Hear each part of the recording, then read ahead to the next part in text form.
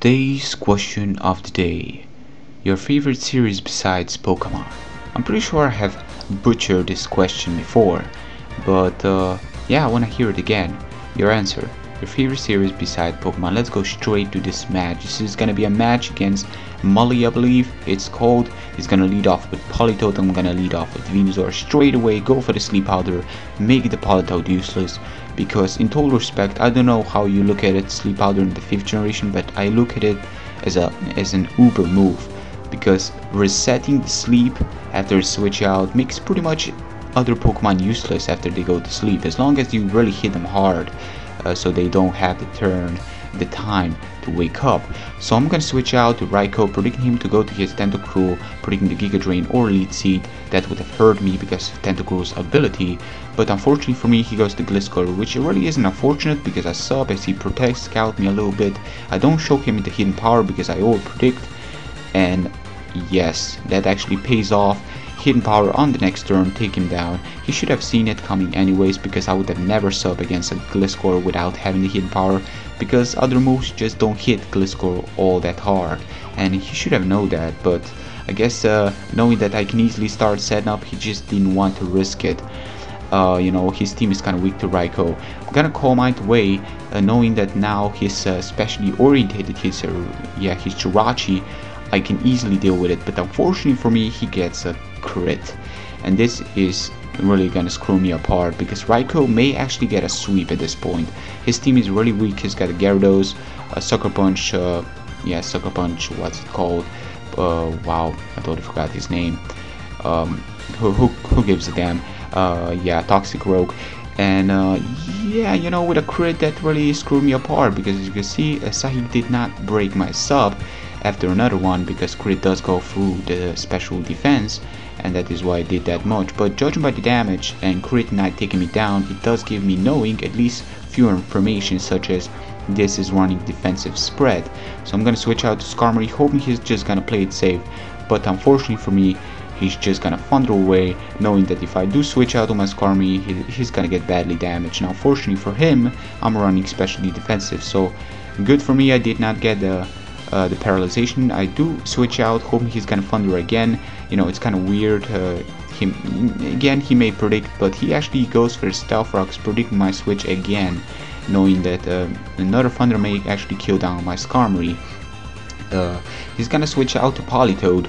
I'm just gonna Stone Edge away, and that was actually an excellent move on his part, because the reason is, if he does decide to go to his Gyarados, the only immune Pokemon to Earthquake, that can get heavily damaged, and Politoed is already asleep, so he deep inside knows that Politoed is kinda useless, and he's just gonna sack it. His team is kinda fast, so he's not gonna allow me to put asleep some other Pokemon, so I guess I kinda understand his strategy behind his Politoed dying there.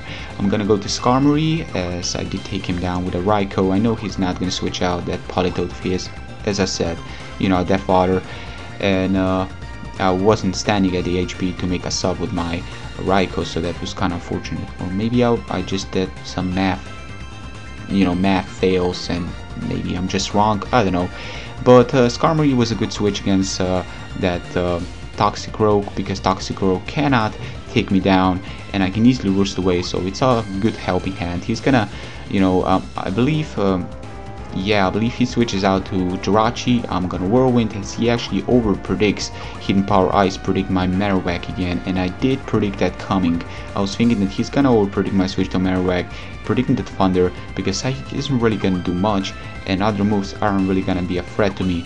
So that may just be. So I'm gonna I'm gonna put up the spikes. He's gonna go for the Sword Dance, but because I'm slower, again, I'm just gonna Brave Bird away with the Sword Dance. I know he's just gonna stay in and attack me. This may be a good move. Stealth Rocks are up, so I don't know how much usefulness I will see in my Gyarados. So the reason I just Brave Bird is because that Toxic Rogue can actually be threatening later on. So I just didn't want to risk it. I may as well just take him down. Skarmory really isn't that important. I'm gonna make a blind switch to my Venusaur, hoping he's gonna go to like a freaking Tentacruel or something weird. But again, Venusaur was a good Death Fodder, but now he shows me the Gyarados, and I do have a good viable switch against his Gyarados, being my own Gyarados. being that my own Gyarados is running max defense, and Intimidate, he's not running Intimidate, gives me thinking he's running most likely Moxie, and that would have been the only ability he may be running. Or maybe, wait, yeah, that can only be Moxie, and I cannot allow that Fiend to get Moxie up, so I'm just gonna Waterfall away here with a, you know, with a Rain Dance boost. That should do a significant damage, and it does a lot.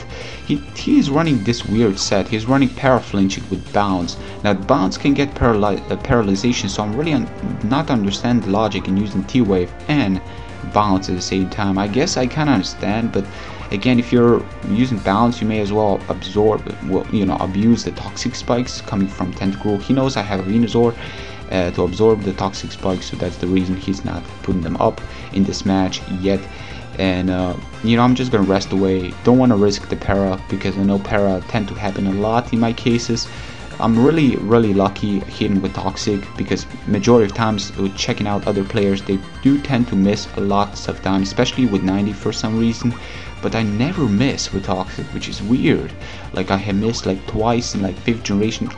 Like that's all the battles I have done in 5th generation. That's crazy.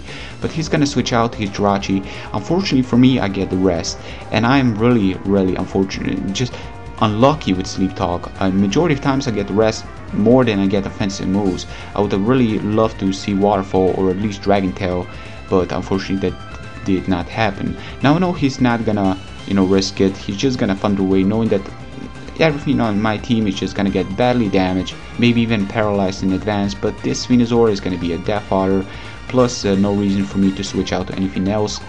I'm just gonna go to Ichigo, knowing that he cannot one-hit kill me, and majority of times, I'm gonna repeat this, majority of times when something doesn't one-hit kill, people tend to switch out, and this is the perfect opportunity to just Earthquake away. Don't really understand why he switches out to Tentacruel. Maybe he was thinking I'm gonna Stone Edge yet again, but I guess he was thinking the Tentacruel is not gonna play him any good moves, and not a big factor in his team. But I'm not sure. His Tentacruel would have been a big factor, but still, I don't know what he was thinking. Maybe if I Earthquake, maybe if I Stone Edge, you know what, there may be lots of things going on, I don't know. He's got Dragon Dance again, and again, this is kind of weird. T-Wave, Bounce, Dragon Dance, Waterfall. I guess I can understand the whole logic behind Rain and Waterfall. I mean, it's gonna be dishing out enough damage, as long, you know, even to the stuff that resist, as long as they're frail, as long as they don't have the Water Absorb. Yeah, I guess, but I don't know. You just I really don't know. He's just gonna thunder away with Jirachi, take me down easily, no question about that one. I'm just gonna go Diddy Kong, and here is where I make a mistake. I just fake out. I really don't know why. I guess I was kind of hoping for a crit, for a miracle crit, just to do more than he's gonna get from lefties, but unfortunately he gets more from lefties than my fake out does to him, so I'm just gonna close combat, and that didn't do much. I'm really surprised. T-Ball doesn't do jack diddly balls, and freaking Close Combat doesn't do jack diddly balls. But the only reason I Close Combat is so Marowak can come in, double edge this thing, and hopefully Raikou T-Bolt is gonna be enough to take him down. Because if this thing goes down and that Gyarados comes in without any DD, Raikou can easily take him down. But if he's running a more bulky spread, which I don't know, he may be running some EVs and speed, that may not be the problem, but I must not allow this thing to set up. So I predict the switch, or if he does stay in, you know, Double Edge is powerful coming from a Pokemon that has like 560 attack stats. That is crazy power.